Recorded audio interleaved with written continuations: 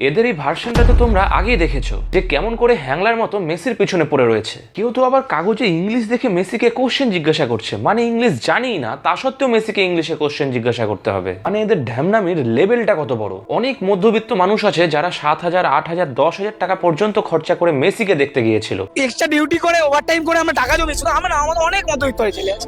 আচ্ছা 6,000 টাকা দিয়ে টিকিট কেটে আমরা এখানে পুলিশের মার খেতে এসেছি। কিন্তু তারা কি দেখলো? মেসিকে দেখতে এলাম, শুভশ্রীকে দেখেছি 12,000 টাকায়। মানে লোকাল পলিটিক্স সেলিব্রিটিরা গোল করে এতটাই জটলা পাকিয়ে দিয়েছিল যে সেখানে মেসিকে বোঝাই যাচ্ছিল না। তারপরে তো আসে জলের বোতলের ব্যাপারটা। যেহেতু ভিতরে জলের বোতল নিয়ে ঢোকার কোনো সিস্টেম নাই, তাই বাইরের 20 টাকার জলের বোতল ভিতরে বিক্রি হচ্ছিল 200 টাকায়।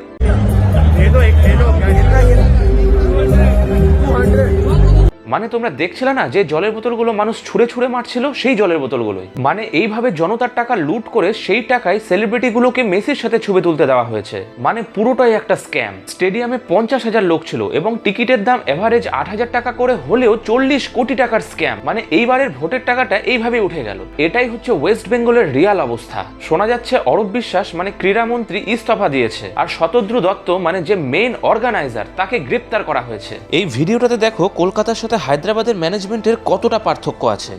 এলো অরূপ বিশ্বাসের জড়িয়ে ধরে দুটো ছবি তুললো, বেরিয়ে গেল। এটা দেখলাম আমি। ম্যানেজমেন্ট যেখানে কলকাতায় পলিটিশিয়ানরা হাত ধরে ফুটবলারদের সেলফি নেওয়ার চেষ্টা করছে, সেখানে হায়দ্রাবাদের পলিটিশিয়ান নিজেই জায়গা ছেড়ে দিচ্ছে অন্য ফুটবলারদের জন্য। এটা হলো ল্যাক অফ এডুকেশন। মেসি গেছে, পিছিয়ে যাবে। মেসি গেছে, পিছিয়ে যাবে। এখন বিচার আপনাদের কাছেই।